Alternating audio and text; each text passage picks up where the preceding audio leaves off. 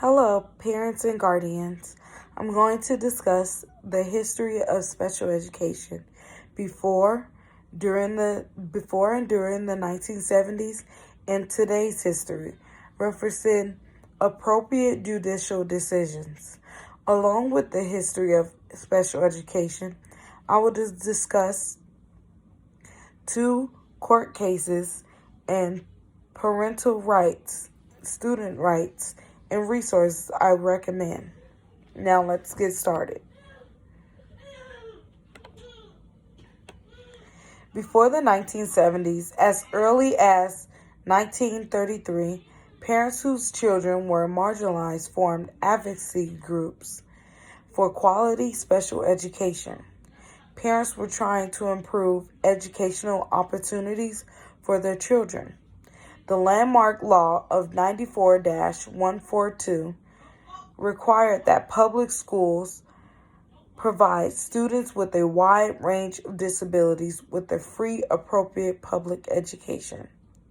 Furthermore, it orders schools to provide such education with the most restrictive environment that they could manage. From research, Pardini, ND. During the 1950s, they encouraged for laws to pass, provided training for teachers, worked with the hearing impaired, the deaf, and the intellectually disabled students. Later in the 1960s, laws were being passed, provided funds for special education students as early as the 1960s. Advocates called on the federal government to make the lead and provide the funding needed to assure special education is free, appropriate, and public. In 1966, Congress established the Bureau of Education of the Handicapped under Title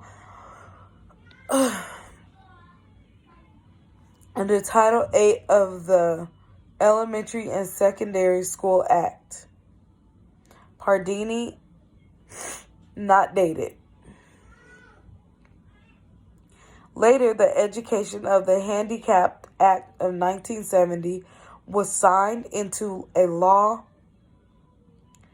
The series of the landmark court decisions in the early 1970s states responsibility for providing exceptional education to students who needed it. Special education history in the United States was forever changed by these decisions.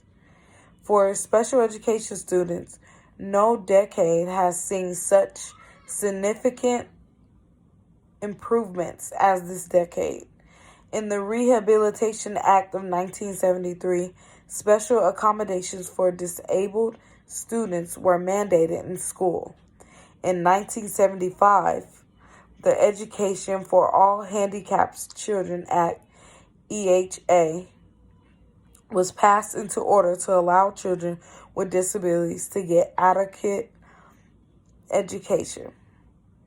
The laws is still the foundation of modern-day special education history in the U.S., since it provides unique educational opportunities for disabled students with the least restrictive environment possible.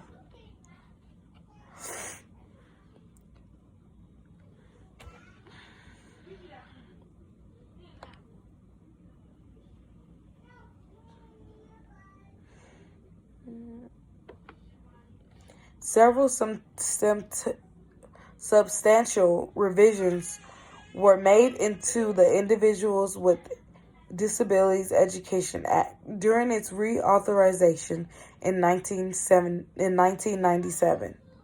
IEPs, or Individual Education Plans for Special Education Students, were one of the key opponents of IDEA. As a part of IDEA's effort to help students succeed in adulthood, the agency introduced individualized transition plans called ITPs In 2001 and 2004, the No Child Left Behind Act to enhance special education resources provided a greater level of accountability to schools and improved technology assistance and loan program. All-Star Staff 2018. On to the next subject of parents and student rights. The court case of Jacob Wickelman versus Parma City School District. Here, the court determined that parents may pursue claims under the Individuals with Disability Education Act on their behalf, as rights conferred to parents under the Act exist independently from the rights of their children. Arona not dated. This case changed into a first-rate victory for the unique training wishes motion within the United States, and an amazing importance as it guaranteed that the youngsters with the disabilities have a voice in order to be heard via way of means of the courts. The second case of education of the Board of Education of Hendricks-Hudson Central School District versus Raleigh allocates federal money for the education of handicapped children and requires completion and accomplishment with numerous procedures and goals. In response to their perception of the majority of handicapped children in the United States do not attend school, Congress passed the act to fund the education of handicapped children. These cases encouraged a lot more acts that were passed. Now, here are the resources I recommend, and I will also be using to teach. Through the Looking Glass. You can find that at www.lookingglass.org. Child Development Institute.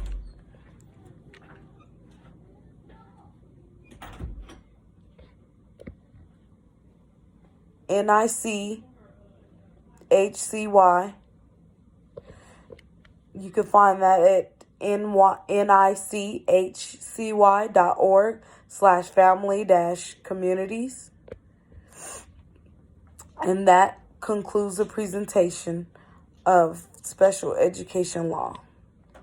You can also find Child Development Institute at http://childdevelopmentinfo.com/ And that includes the presentation of special education law.